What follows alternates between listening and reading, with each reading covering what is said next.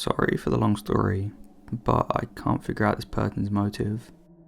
One night I was in bed with my boyfriend. It was about 1:30 a.m. I get a text from a random number saying, "Is this?" and then my name. Sorry for messaging late and out of the blue like this, but I don't think then saying my boyfriend's name is being honest, and I need to talk to you. We exchanged a few texts, and basically they were accusing my boyfriend of cheating on the both of us. Obviously I was annoyed, but bear in mind it was June 2020, bang in the middle of coronavirus lockdown in the UK. We'd spent every day together since March. He denied it all and insisted he didn't know who this person was. The same number starts texting him, angry text, calling him a lying rat, not looking good for a boyfriend. But this is where it gets weird. This person gives no specifics. They won't tell me their name, what my boyfriend has done, only that he is a liar and that I was an idiot for believing him. I'd ask, but they would just reply with vague, angry texts. Their grammar and spelling was good, but they'd use slang words from our local area. We assumed it was just some kid who found our numbers off Facebook and were having a laugh, so we just ignored it. Then nothing, until my boyfriend gets a text the following afternoon asking him to meet at the local social club for some company. Me and my friend got straight in the car and went down there. No one was there. The club was closed because of COVID, but we couldn't help but feel like we was being watched. It was really weird. A few days go by and the same number starts texting me again. This time the text language is weird. It's like spelling mistakes and saying stuff like "why you too" instead of "you too," that kind of thing. It felt like it was a different person texting me. They seemed a lot angry with me now because I didn't believe them straight away. Then they text me, "You're so dull. I see him leaving your house earlier, LMAO." Cocky, I said something funny like, "Where's my house then?" And then they replied with my street name. They also know things about us, like the fact that he was in the army, but I guess you can figure that out from social media photos. I called them loads, but it would just ring twice and cut off. I tried switching the number on WhatsApp and on a few social medias. Nothing. Only on Instagram, the number will come up with a location of a film company in Rattle, Netherlands. When I googled the number, its provider is Tisme. I have never heard of it, but it looks like it might be a fake number. Never asked for any money or anything like that. Don't get why someone go through so much effort just to wind us up. The last text I had was, "Okay, you'll see eventually, LMAO." Creepy. Any advice, please?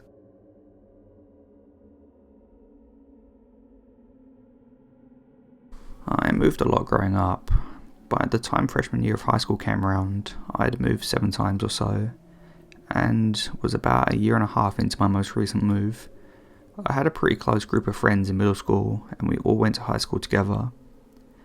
I met him through one of those close friends. We were in band together, and even though he was almost 4 years older than us, we welcomed him into our group.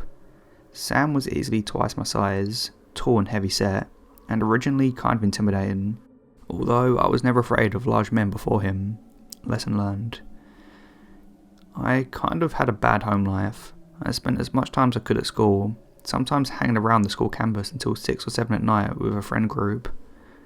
3 of us lived in the same direction, and we would walk the half-hour trip together until our paths split. One slightly colder evening, Sam offered to walk me home since the others had already gone home. I just thought he was being a gentleman. He mentioned something from a previous move when he lived in California. He didn't walk a friend home and something horrible happened. He left it at that, and I let him walk me home. We got a lot closer after that. We bonded over living in California and exchanged numbers. He would message me late into the night about his depression and self-harm, and I wanted to help. A few months later, he tried asking me out. It was this big romantic gesture. He learned a Disney song and the ukulele and sang it to me in the cafeteria.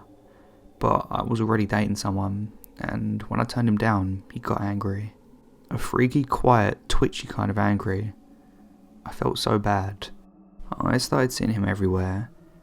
We were still friends, we still hang out in groups, but I would pass him on the street, walking somewhere, and a few minutes later, I'd see that he changed direction and had started to follow me. He would walk me to classes by following me in the passing period at a distance. I started to minimise the group time we spent together, and he would follow me more. I had friends meet me at each class and walk me to my next one because I felt unsafe. He knew where I lived. Then he started to talk, not to me, but to mutual friends about one girl in California who he tried to walk home. At first, she just shared my name, some crazy coincidence. Then she had the same brown curly hair and blue eyes, and every time he rambled about her, she became more and more like me. And then he said what happened.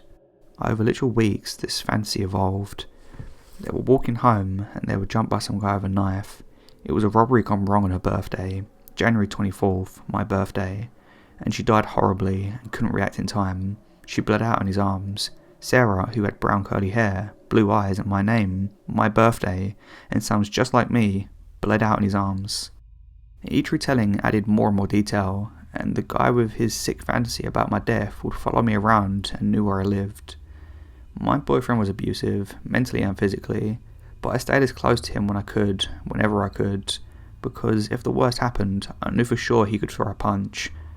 I never felt safe at school or in our little town, walking from home in the dark. One day, at school, he had a breakdown, freaked out and ran out of the school in a panic. I was sent after him and found him curled up on the floor. I got closer. I knew about his anxiety and depression, and my safety aside, I wanted to make sure he was okay.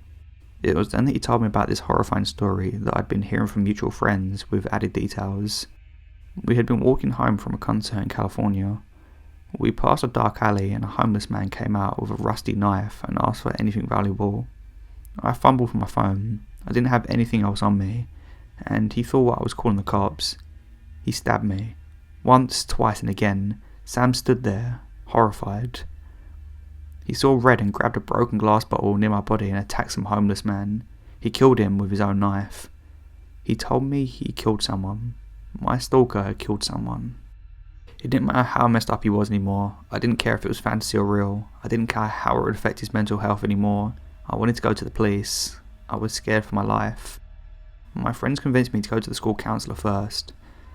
That morning, we went and told him everything. The stalking, the stories, how he admitted to murder and that he was the reason they moved from California, how I was afraid for my life and wanted to call the police.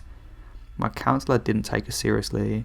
She went to the principal, and the principal, not a mental health expert, called Sam in to talk about the accusations. The principal then informed me that he didn't think that Sam had any kind of mental illness and that I wasn't in any danger. And that was that. I lost faith in adults, gave up on going to the police, stayed with my friends walking me between classes, hiding behind my abusive boyfriend, and looking behind me every step of my walk home that year. The counsellors ended up gaslighting us to the point where it feels like a fever dream now, and I would think it's made up if it weren't for my journal entries recording the events and my growing panic, and the similar stories from my friend group. Just for some clarification, I don't think anyone actually died in California. I think he's a pathological liar, and that he was so deep in a fantasy that he convinced himself it was real. No, I wasn't physically hurt, but it was emotionally scarring, and the threat that he posed to me was 100% real.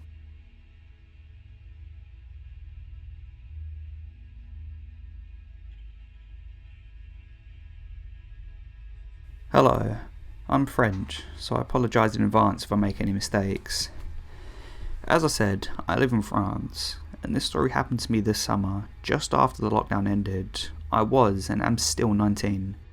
After this lockdown ended, I went to my grandparents to spend a few weeks. I got tested before, and no problem there. My grandparents live in a small city in the north of France, and they have a dog who's quite big. When I was really young, I lived at my grandparents for a year, and at the time, the dog was only a puppy. Her name was Chippy, in French, which kinda means little devil in English, but in an affectionate way. Considering when I was living there, I played with her a lot. We were both really close, and this will have its importance later. Two of my hobbies are having long walks and running. Thus, every evening, I was going out for a long walk with the dog. There's a track that follows a path through the forest. Then there's a small hill, and on top of that, a big place with lots of fields. I run there a lot and I know the place. The air's fresh and the view's quite beautiful. So I was going there with the dog every day. It was also helping my grandparents to have her doing lots of exercise. The first time we went there, nothing special happened. We just enjoyed our walk. It's about 6 or 7 kilometers, so basically an hour walk. The next day, when we arrived on top of the hill, in a field, it was probably around 10 PM, but there was some light because it's summer. There were 3 other people walking in the field. They were younger than me, probably 15 or 16. I also noticed they were smoking, so my guess is that they used to come here so they couldn't be seen by their parents. We went past them, and I greeted them, and they greeted back. Once again, nothing special there. For a whole week, I did this walk around the same time, 10 PM, and past those 3 guys with nothing special happening, and it was perfectly fine to me this way. My second week, as I usually went for a walk with the dog Chippy, and arrived at the fields, there was only one of the 3 boys. He wasn't smoking this time though. When he saw me, I was at the entrance of this field just after the little hill climb, so the entrance of the forest was just behind me. He did a sign with his hand to catch my attention and asked if I had a lighter, which I actually had in my pocket. I told him, yeah, sure. So he walked to me, hands in the pockets of his hoodie. When he came near me, for some reason I felt a shiver. It's crazy how sometimes your instincts know there's a problem, but you don't listen to it because nothing looks weird to you. I handed over the lighter when he passed by. At that moment, my dog was staring at him. Then everything happened really fast. He did a really fast movement with his hand, coming from the hoodie, and I only saw something shining. I just had a reflex of throwing myself back, so hard that I fell down actually, and I then realised it was a knife that he was holding and he tried to stab me. What saved me is my dog, God bless her. When she saw the guy trying to stab me, she jumped up on him and he fell down. As I said before, he's a really big dog. I immediately got up on my feet and heard something from behind me, from the entrance of the forest. I saw 2 guys wearing animal masks running to me. They were probably the true friends. In this kind of situation, your brain just acts for itself. You don't really think at all. It's just a case of the answer was found and it was really simple. The other guy was still on the ground. I just watched my dog and told her, run. I started running and she followed me. But I heard the worst possible thing from the guy who got up. We'll catch him. Don't let him go. At this moment, I was totally terrified. I was just running and running, and I was hearing them running behind me. I was only thinking, how long are they going to follow me, and who the hell are they? This was the time I was really happy to be a runner. I was clearly better than those guys, and that totally saved me, because they chased me for something that felt like an eternity to me. Fortunately, at the end of the field, there's another entrance to the forest, and this time it's a descent to the end of the road. I heard the steps of 3 guys vanishing as I arrived at the end of the forest, though I didn't stop running until I arrived at my grandparents' house and locked myself in. I caught a massive breath and gave her a huge hug. I saw in her eyes that she totally understood what happened, and I've never been so happy to have her in my life. After that, I told everything to my grandparents, and we called the police, but they didn't find anyone. I really don't know what these guys wanted, but the animal masks make it seem like it was some kind of satanic ritual. I really don't want to know anyway. I still do long walks with Chippy, the hero dog, but I now go earlier, into places with a little more people. I hope you enjoyed my story. Again, I apologise if it is a bit all over the place. I'm French and my English isn't great. And to the 3 guys in the forest, let's never meet again.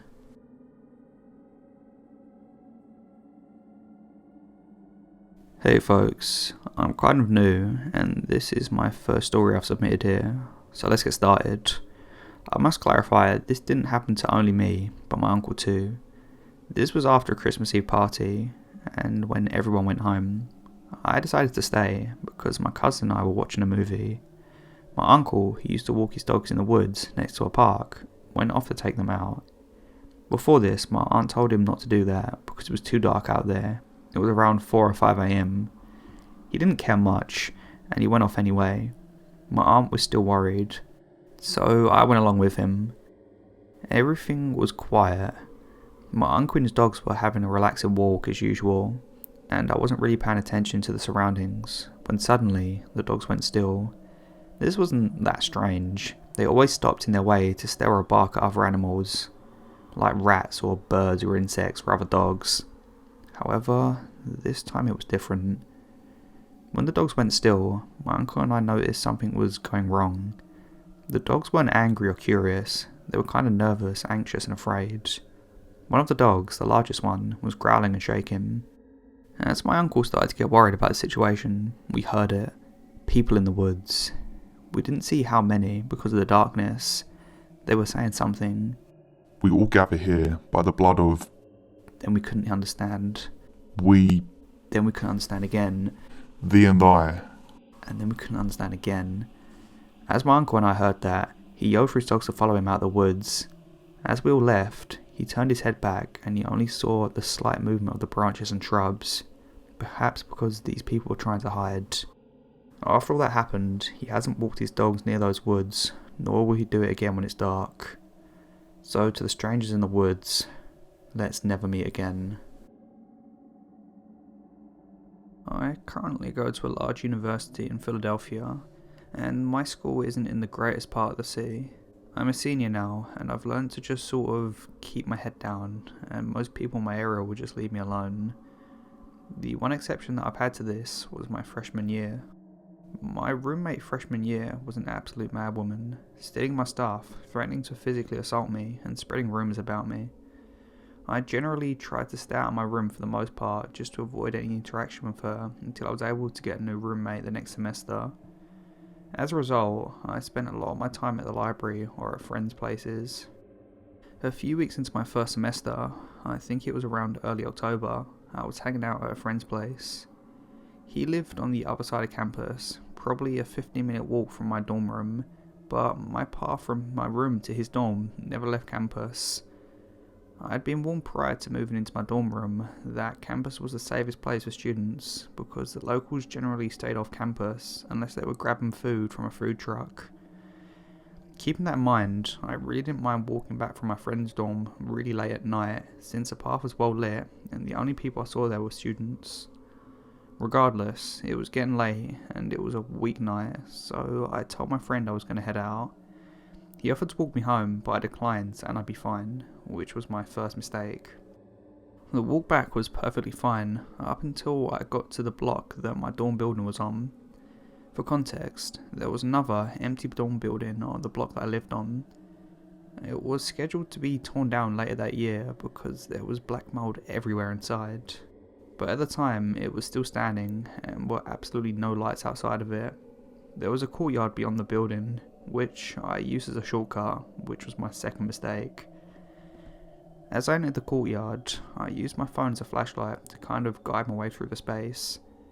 As I was nearing the other end of it, I heard someone call out, "Miss!" Obviously, my first thought was, nope, and just kept walking and pretending I didn't hear anything and picked up my pace. But the voice called again, "Wait, miss!" At this point, I was nearly out of my courtyard, and there was some light coming from the windows of my dorm building, so I could kind of see what was going on without completely relying on my flashlight. I turned around to see who had been calling me out there, which was my third mistake, and I met with the man. He looked so ordinary, except for his oddly wide smile and the fact that he was carrying a rather heavy-looking trash bag. "Hey, miss, I have something for you." Nah, I'm okay. I need to be getting home." "No, I think you need this. Let me show you." He opened the trash bag and reached his hand in. I didn't know what to expect, so I bolted. I ran further from the courtyard and towards the ramp that led up to my building, thinking I could outrun him, but I was sorely mistaken. Despite the fact that there was about 10 or 15 feet between us, as soon as I turned, his hand was around my wrist. "Miss, I have something for you. I really think you need it." Feeling trapped and unsure of what to do, I sighed, defeated. I hoped to God that someone would look out their window and see what was going on, or someone else would be walking back to the building at a late hour and see us. I wanted to scream, but I was scared that if I drew attention to us that he would do something that would make me really regret trying to get help. Again, not the greatest part of the city. He smiled at me, like he knew I wasn't going to try and call out, and he let go of my wrist. I didn't realise how tightly he was gripping me until he released it. He took a step back from me and reached into the trash bag again. My heart was pounding and I wasn't sure what to expect, but it definitely wasn't what he pulled out of the bag. It was a clock. An old digital alarm clock. The thing had to be at least 20 years old and it was encrusted with dirt, like he pulled it out of the junkyard. I was stunned at the sight of the yellow and orange plastic. After I realised that he was actually trying to give me the clock, I thought it might have been a bomb. "Here, this is just for you." Oh, I really don't need one. I've got a clock in my room. I gestured towards a massive building behind me. This one's different. What the hell? What's that supposed to mean? Miss, see this one has a radio. Pretty unique, don't you think? I bet yours doesn't have a radio function. He smiled. I mean, mine didn't, but don't most alarm clocks have radios built into them? I took a step back from him, but as I stepped back, he stepped closer, mirroring my movements. He reached out, presenting the clock to me. I took another step back. He took another one forward. I knew my back was literally going to be against the wall of the dorm if I took another step back, and I wasn't sure where to go.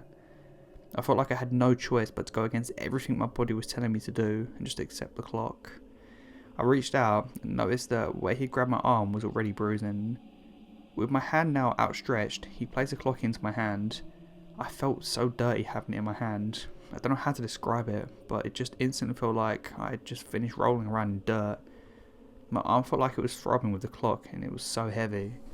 It felt like it was getting heavier with every passing second. I knew it just felt like that because I was freaking out, but it didn't make this experience any less terrifying. I didn't know what to do. The guy was still smiling at me. I just blurted out, "Thanks," span around, gripping the clock. I took a step away from him towards a ramp leading up to the building, and he took a step back. I decided that was my chance to bolt for the door. I spun around on my heels and took another few steps before hearing, "You're so beautiful, I love you," called out behind me. I turned back and the man was out of sight. I screamed. I didn't know what I'd just got myself into, but I didn't want any part of it. I sprinted towards the door to the building, dumping the clock in the trash. I still thought that there was a decent chance that it was a bomb, and if it was going to explode, I wanted to do something to contain it. Nothing came of the man, or the clock, other than the bruise on my arm. It healed within a few days, and soon after, I'd forgotten about the incident. I think I just repressed the memory, and didn't want to unpack what I went through. I still try to not think about it, and the only reason I'm writing this now is because one of my current, non-crazy roommates had brought it up a few days ago, and the floodgates of my brain opened, and I felt like I needed to share what happened.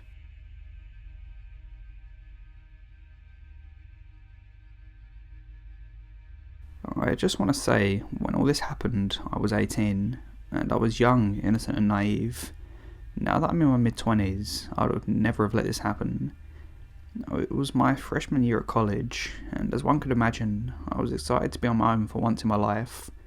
So excited to be on my own, I decided I was going to take summer classes on campus. That way I wouldn't have to worry about coming in when the big crowd of freshmen came, and I would already know where everything was. Plus, it meant I could get away from my parents faster. But mainly, all I could think about was boys. You see, I had never dated anyone through high school, so I thought I'd find my one true love at college. Because of course, that's what all the movies told me. About 2 weeks go by, and me and one of my roommates, of which I had 4, were hanging out in the lounge area, showing off pictures from our Instagrams of our families and friends. Well, my roommate, we'll call her Tracy, showed me a picture of her and these 2 guys. One of the guys was Tracy's boyfriend, and the other was Tracy's boyfriend's best friend. I'll call him Sean.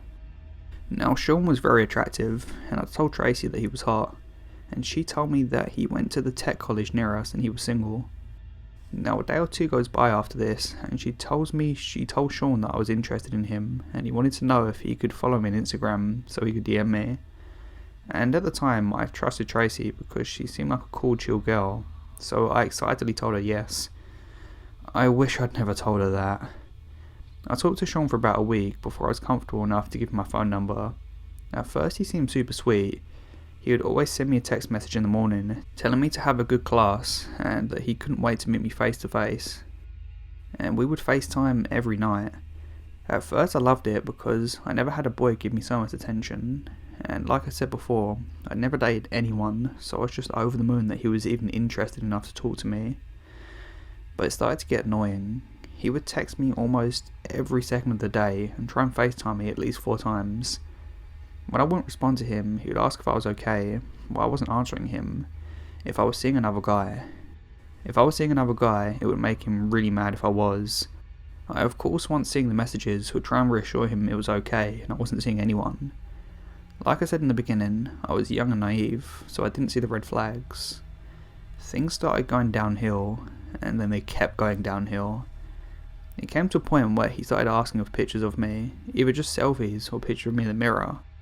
I wouldn't send them though, because I wasn't comfortable, and he would brush it off, saying that it was fine, and I could send him pictures of myself to him whenever I was ready. One time I was in class for a long time because it was lab, and it started at 7 PM and wouldn't end until 10 PM that night. For those of you who don't know labs in college, they can last from 2 to 4 hours, and mine just happens to be 3 hours that night.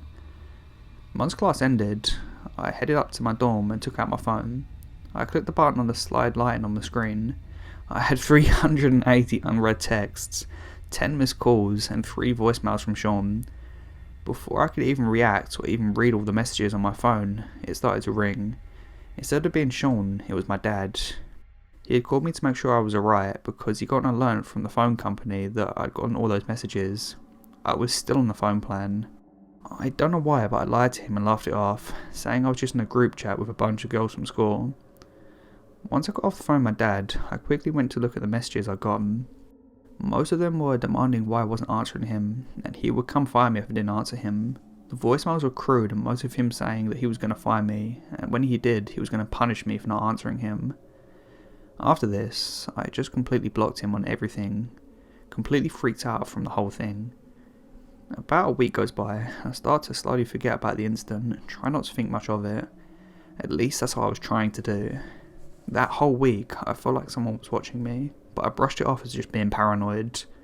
At the end of the week, my roommate Tracy, who I'd been avoiding, comes up to me, shouting at me, saying how I broke Sean's heart, and how he had called her, crying, saying that he can't understand why I stopped talking to him. I couldn't even get a word in because of how fast she was talking. She finally called me a self-centered bitch and walked away. I went to class right after that, not realising I'd forgotten to lock my dorm room. You see, I lived with 4 girls, and each girl had their own room, which would lock from the outside with a key. Well, when I came back from class, I noticed my door was cracked open slightly. My heart dropped into my stomach. I hesitated going in. My hands were shaking terribly, but I finally got the nerve to push it open. Nothing. There was nothing out of place, it seemed. Even though there was nothing out of place, I could have sworn I closed the door before leaving the class. No, I don't remember if I locked it or not. I know for sure that I closed the door. So I asked my roommates, including Tracy, if anyone had gone into my room today, and they all denied it, even Tracy. But I knew in my heart that someone had been there. I tried to brush it off, but I couldn't. So one weekend, when I knew that all my roommates were going to be out of town, I switched dorm buildings and roomed with a girl that I'd gone to be close friends with. After I moved in there, I told her all that happened, and she said that she would walk with me to my classes, which thankfully we had most of our classes together except for the night lab I had, and she would walk with me to my lab and wait until my lab was done to walk me back to the dorm. One night though, she had gone out of town to see her parents or something. I was walking back from my lab, and it had gone really late that night again. I heard someone walking behind me, but I didn't pay any kind to it since class would just let out. But as I was walking, I could hear the steps getting closer, so I started to pick up my walking speed. At this point, I could tell someone was following me, and I was afraid to look back.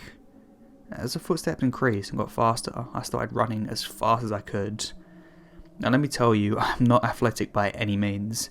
Somehow though, adrenaline probably, I was able to sprint to my dorm building, hearing someone still running behind me, and I thankfully already had my key out to get into the building, and I swiped on the door and slammed it behind me.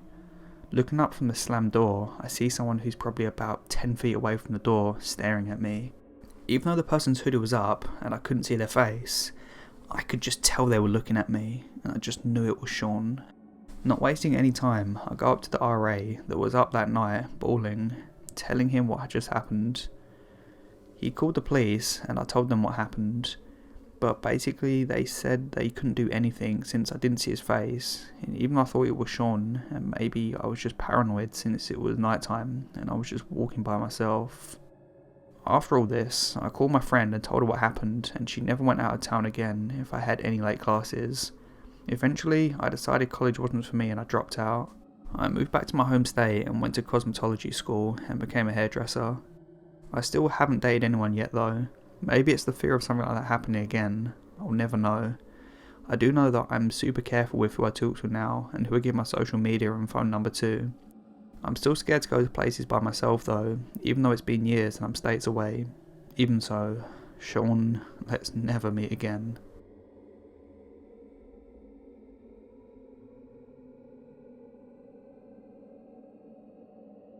I live in a small town in South Africa. Near my town, there's this large patch of woods, and since the outbreak of coronavirus, I haven't been in the woods for a long time, until yesterday. So my friend called me to ask if I wanted to join him and a few other mates to play a game of paintball in the woods, and obviously I was keen. I got my paintball gear and gun and headed off into my mate's place. There were 6 of us: Chase, Liam, Matt, Stephen, and obviously me, and also Joey. We headed off into the woods, but made a few stops to fill up on petrol and get some gas for the paintball guns. When we finally got to the woods, we parked the cars, got in our gear, and ventured into the forest to find the perfect spot to paintball. Eventually, we got deep enough into the area with sufficient cover and space to play a good game of capture the flag. We played a couple of games since it was winter. It got dark really quickly, but we planned for this and brought our flashlights and decided to play a couple of night games, which is extremely hard, especially in the forest we were in. During one match, Joey and I decided to sit out because we were both tired and needed a quick breather, and the others continued to play from a significantly good distance away. While we were chilling, I was rolling up a joint, here I'm a pothead, and Joey went to go take a piss a couple of meters away from me. While I was busy rolling, I had the flashlight pointing towards myself since there was no other light to allow me to see what I was doing and what was around me. It was completely dark. I couldn't even see 2 meters ahead of myself because of how dark it was. Suddenly, I heard footsteps coming my way, but I thought it was just Joey, and I soon realised I couldn't see any light from his flashlight, so now I was more vigilant, but still relaxed, thinking he's trying to play a prank on me or something. But the footsteps stopped a few meters away from me, so I lifted up my flashlight and pointed it in the direction of where I heard the footsteps and scanned the area, but just saw bushes and trees, and thought it might be Joey hiding in the bushes or behind a tree waiting to give me a jump scare. Then I heard footsteps coming in the opposite direction, and when I looked, I could see it was Joey because he was holding a flashlight. That's when I stopped what I was doing and picked up my flashlight and paintball gun, and when Joey reached me, I whispered, "Bro, there's someone over there." And Joey obviously didn't believe me and just said to me to stop being a baby. But he soon regretted saying that because I decided to do one last scan of where I heard the footsteps, and to my horror I saw someone peeking and staring straight at me from behind a tree, probably 10 or 11 meters away from us. I just shouted, "What the actual hell?" And when Joey heard me say this, he looked at me, and then when the man looked and instantly jumped up, picking up his paintball gun also. We stared at each other for at least 2 minutes, but it felt like forever until he stepped out from behind the tree. He was a large man, at least 6 foot, was honestly filthy like he hadn't had a bath in years. He was wearing baggy, ripped up jeans and an old dirty zip-up bomber jacket, plus we could see that he was on something, or he was just batshit crazy and he was holding something behind his back. He finally said, "What are you guys doing out here since it's so dark?" We couldn't even answer him because of the shock we were in. Joey started with fear in his voice, "We're just leaving."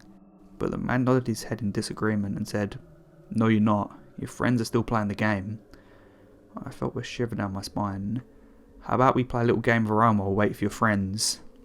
And this is when he finally showed us what he was hiding behind his back. It was a large machete. That's when I knew we had to get out of there. So I aimed my paintball gun at him in the toughest way I could muster up. I told him, "Leave now or I'll shoot." Even though I only had about 6 or 7 paintballs loaded, and Joey did the exact same thing by aiming his gun at the man, even though he had no paintballs in his gun. But he didn't even flinch, but did something that honestly made my skin crawl. He just smiled and said, "The game starts now," and suddenly he just rushed us. So I told Joey to run while I fired my last bullets at him. And suddenly he just rushed us. So I told Joey to run while I fired my last bullets at him.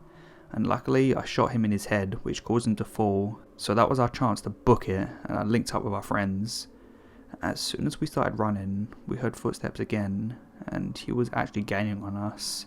We could barely see, but we couldn't slow down because we knew what would happen if we did, so we just carried on sprinting with all of our hearts until we heard other paintball guns being fired, so we knew we were close. Joey started shouting to get everyone's attention all of a sudden. I heard a huge thud. Joey tripped and twisted his ankle. I turned around to help him, and when I did, I could see the man running full sprint towards us. In that moment, I thought it was going to be the end of us. But our friends heard our screams for help and rushed to us, and when they saw the man, they just started firing at him, and he knew he wasn't going to be able to take all of us on, so he just decided to turn around and disappear into the forest. We helped Joey up, rushed to get all of our stuff, and rushed to the cars. When we got to my friend's place, we helped Joey treat his ankle, and I proceeded to tell my friends everything that happened, and they were all creeped out. It's safe to say that the next time I'm in those woods, I'm going to have to be a lot more vigilant.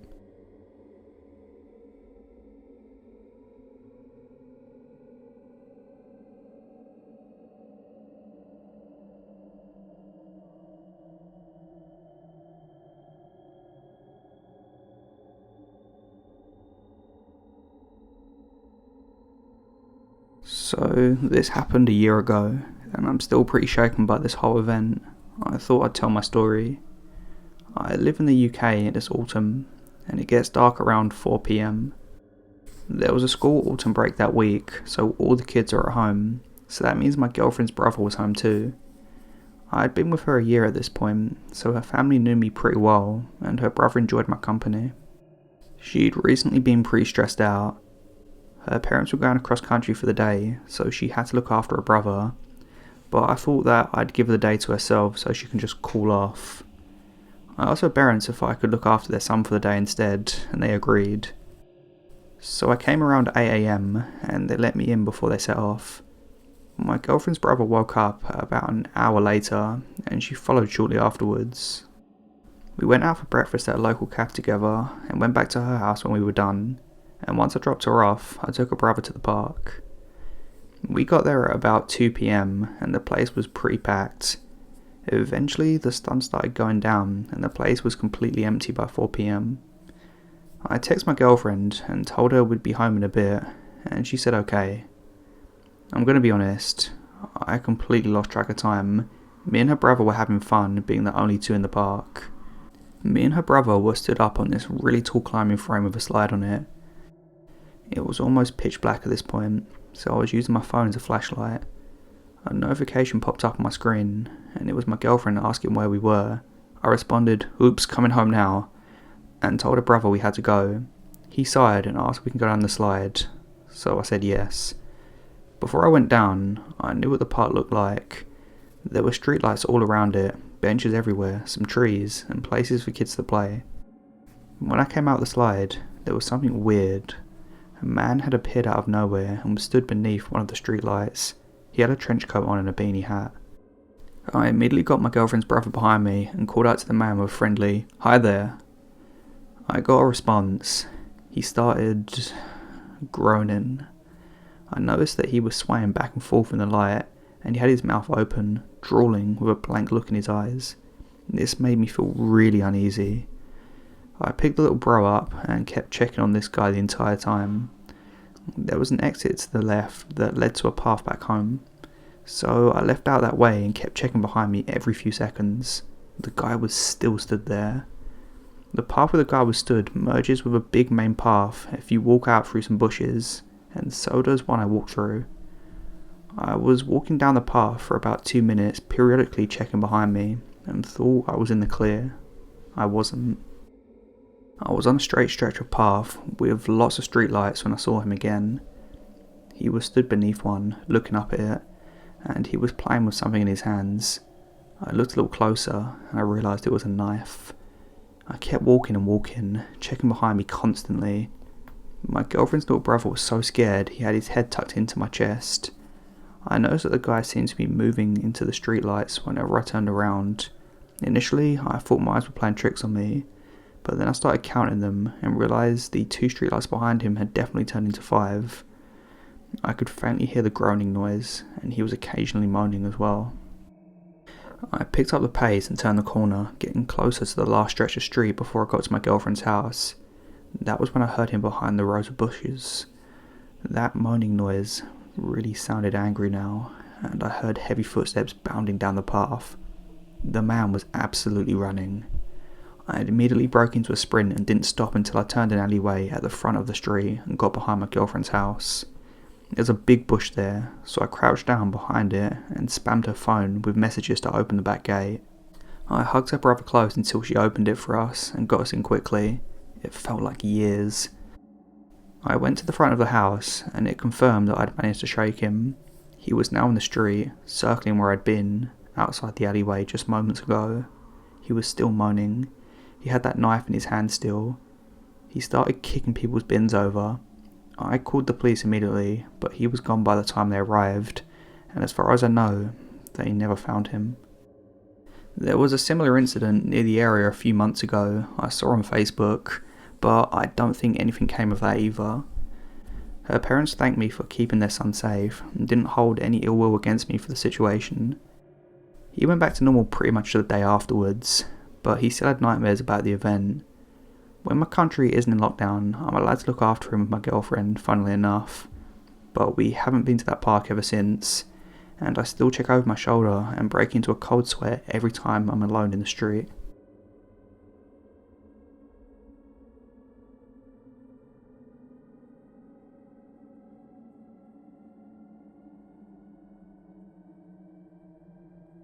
So I've recently discovered this page and thought I'd share my story here.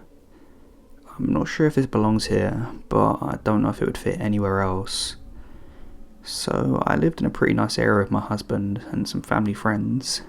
We lived there for a few years with nothing bad happening around us. It felt like a very safe neighbourhood. Now for context, I'm a very short white female and considered disabled even though I look fine, but I could never really beat anyone up since my disability has limited my activity severely. Anyway, on to the story. This happened about a year before we moved, and I had some stories pop up on Facebook of some traffickers that were targeting women and children at the local store that we live right behind. I was freaked out, and so I made it a point not to go to the store about my husband. I still got the news articles about people being followed and grabbed and kidnapped from the store, but I felt pretty safe as long as I didn't go anywhere without my husband. I was going to work one day. I worked about 15 minutes away from my house. It was a call centre kind of out in the middle of nowhere. There were fields every which way. I worked the afternoon shift and was one of the last people to leave at night.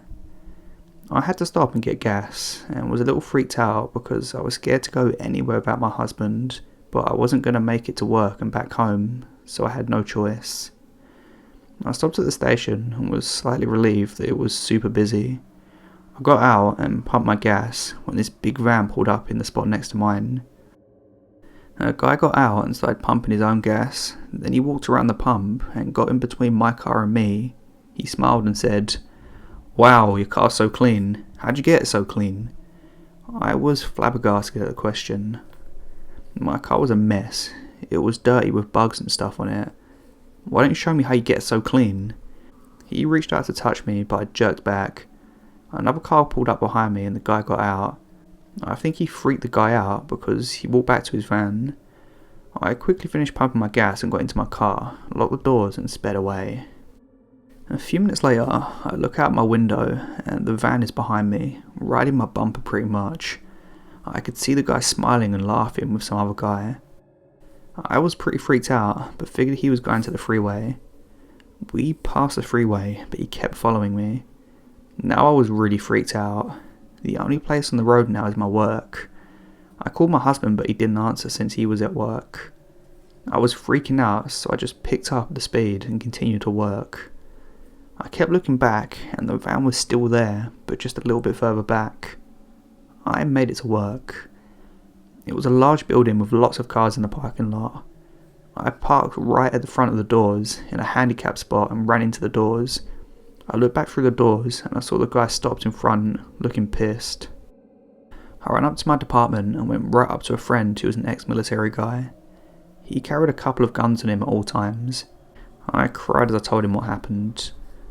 I got to work and was still freaked out all day. We closed and I was walking down to my car. I peeked out the windows and that's when I saw the white van. I couldn't see anyone in there and I wasn't even sure if it was the same van. I ran back to my department and told my friend what was going on. He pulled out his gun and walked me outside. The van had now moved right behind my car. My friend walked me to his car, and we got in, and he drove me right up to my car. Then he followed me all the way home and sat outside until I was inside the house. I could see the van following us, but once we got past the freeway, he turned onto it. The next afternoon on my way to work, I passed a gas station and the van pulled out. Again, they followed me to work, but then turned away once I got to the parking lot. This went on for about a week. They would follow me to work, leave, then be outside when I was leaving, and my friend would walk me out. My buddy told me that they were probably trying to learn my schedule so they could figure out a time to jump me. He insisted that I take one of his guns, just in case he wasn't there at work to walk me out. I didn't want it though, as I was afraid that if I had it, then I'll get pulled over for something and get in trouble for having a gun not in my name and not having a permit for it. I was telling my husband that evening and how his van was still following me, and he suggested that I should call the cops and let them know. I honestly don't know why I didn't think of that. So the next morning, when I was about to get ready for work, I called. I told them everything, then I left for work. Just like clockwork, the van pulled out of the gas station and started following me. We were on the long stretch of road that nothing was on when I spotted a car parked off to the side of the road. I passed, and then the car passed, and then the lights came on. The van was pulled over. I later found out that the men following me had several warrants for rape and attempted kidnapping. The back of the van had knives, ropes, gloves, masks, chloroform, and some other sketchy crap in it. The cops believed that I was going to be their next target. When I got to work, my friend wasn't there. He was sick. I'm so glad that I called the cops that morning, because I don't think I would have made it home if he wasn't there to walk me out. Anyway, that's my creepy story. I hope you guys liked it. It's 100% true. We have since moved out and I live in a not as nice area, but so far I haven't noticed any creepy people around, but I always carry pepper spray whenever I go out.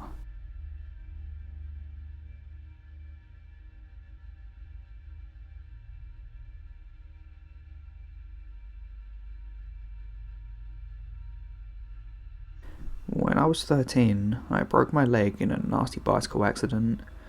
I ended up in a plaster cast from my hip to my ankle for 8 weeks. As it was coming up to Christmas, my younger brother wanted to go to the theatre to see the Christmas show. I was 13, moody and accompanied with a bright pink cast everywhere I went. I was not feeling it.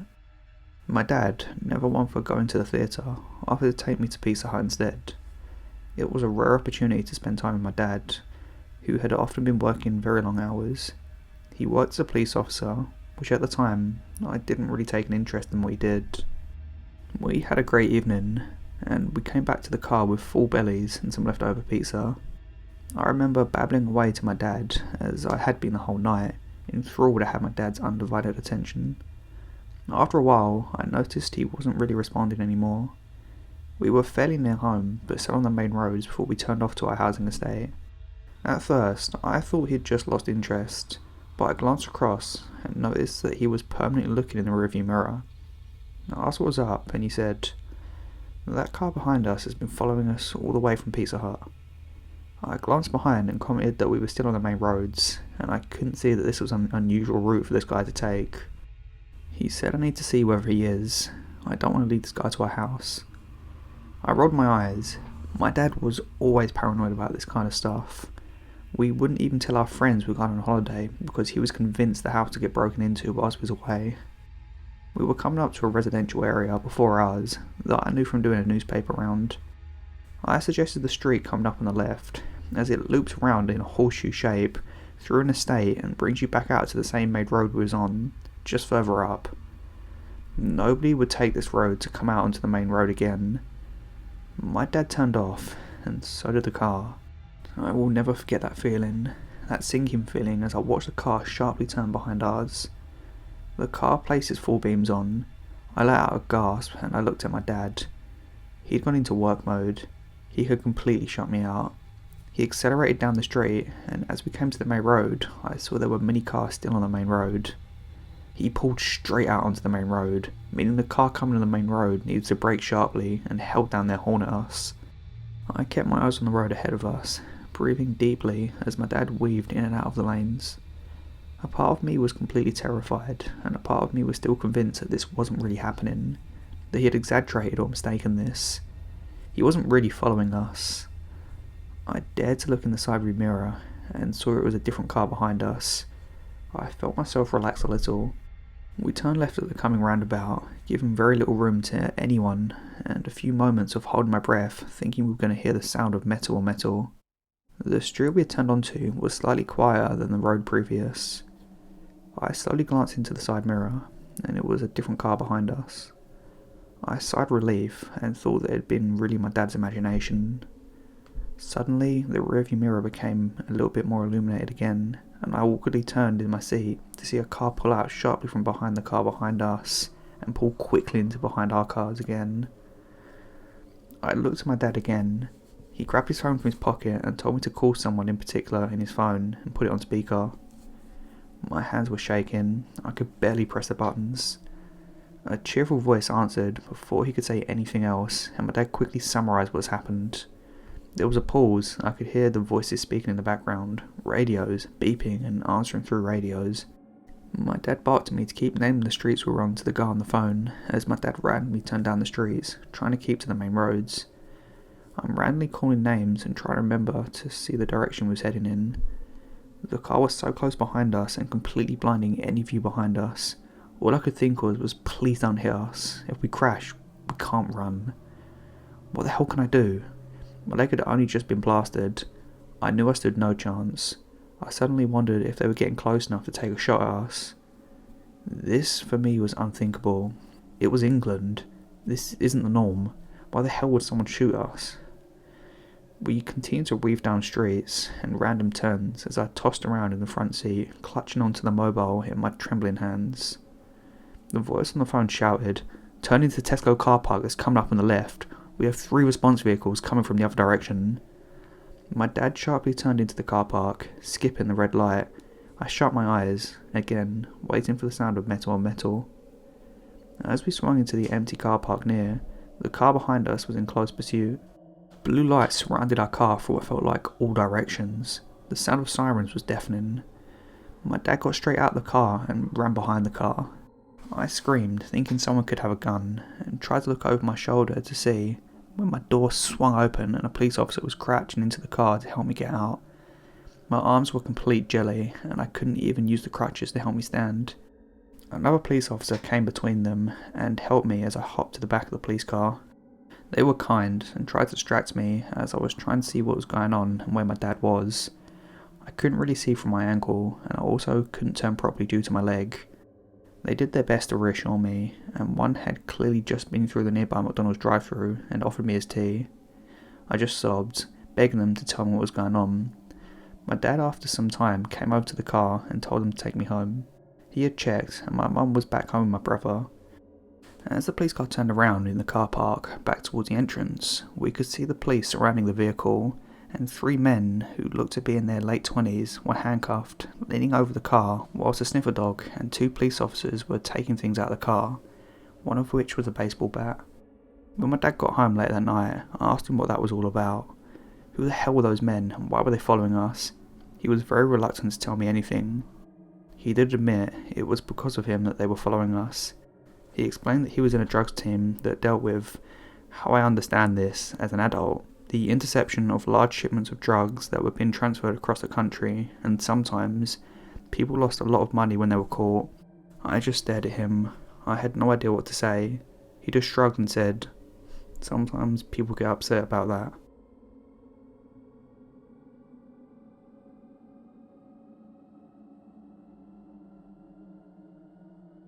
I was on a date in Camden with a girl who, from photos, I wasn't overly excited about, but in the flesh made my eyebrows shoot off my head. She was really pretty and smart and funny. We had quite a few cocktails, and I think it was the Blues Kitchen, before going to the gay bar in Camden, which had since closed down. I think it was called the Black Cap. The day was going well, and we meet these people who join in our table, and the guy tells me at the bar my date said she wanted me to kiss her. I did, and it turned out the guy was just helping us out by moving things along. My date was really shocked and told me it was bold, but she liked it. She came back to my hotel room with me, which was like a 10-minute walk away. The room was kind of small but cool, with a space age sort of style to it. We were both drunk and made out a lot. She started crying about problems she was having with a friend who was really sick and her job that was really stressful. Full on sobbing. She left in embarrassment, even though I wasn't worried about her leaving like that, but she said she'd be okay. As she left, I saw a large man in a black thick leather jacket in the corridor. He was staring at my date as she left, and then stared at me as I closed the door. I was pretty wasted, so after checking my date got on a bus, I had a nap and was woken by banging on the door. I ignored it, but then it just kept going, so I staggered up to the door and opened it a crack. I recognised the leather elbow and arm as the door was shoved open violently. I was drunk, and the jolt of the door caused me to fall over. Luckily, the room entrance was small and around the width of the door, so my back was against the wall by the door, whilst my feet touched the other wall. My body kept the door closed as this man kept shoving against the door. I managed to get it closed again, locked it, and went to sleep as I was still drunk. When I woke up in the morning, I thought I'd dreamt the man at the door. But when I looked up and down the side of my ribs, my hips and my thigh, I had dark bruises. I was really lucky, and I'm so glad that my room was tight on space, because if it hadn't, that guy would have got in so easily. Hello everyone, I hope you all enjoyed this video. This video is a particularly long video for me. Normally my videos are about 45 minutes, and I've narrated half of that, and I've had a guest narrator narrate the other half. But from now on, I think I'm going to be doing narrations on my own. There's nothing against the other narrators I have on this channel, I love them all, but I just need to focus on my own narrations on my own channel at the moment. So a lot of it is all going to be coming from me. I'm going to have guests on, so don't worry, but from now on, there will be a lot more single narrations from me, if you guys would like that. Just let me know in the comments. Also, the videos I upload are going to be about this sort of length from now on, so they may be a little bit more infrequent, but there'll be a lot longer videos, purely narrations too. There's going to be top 5s uploaded too, and I get ideas for what to do for those as well. If you want to hear the narrations, like an easier way to listen to them than YouTube, you can always download it on Spotify and Apple Podcasts. I think that's it, but it may be elsewhere. If you really do want to listen to this podcast on the go, the podcast is called That Creepy Podcast. There's a link to it in the description. I also have merch, and that's in the link in the description too. I'm not trying to say you have to buy it or anything, so don't think that. I'm just like, in case you guys are interested, it's in the description. But if not, that's fine. I appreciate everyone who's on this channel and everyone who interacts with it. The majority of the comments I get on these videos are really, really nice comments. Honestly, I'd say, especially on narrations, maybe one bad comment for every 10, 15, 20 comments are really nice. So it's really nice to have all that support coming from you guys. Especially since I've been doing this for so long, you know. I started this back in 2015, so, you know, it's been going for quite a while now, and I'm surprised people still listen to this, but I really appreciate it. I do think my narrations over time have improved, but, you know, I'm always trying to work on getting them better. You know, I mean, I listened to some of my narrations from a few years back the other day, and Christ, they were just awful. But I know I'm rambling a little bit here, but, you know, I don't mind. It's the end of the video now. We can have a break.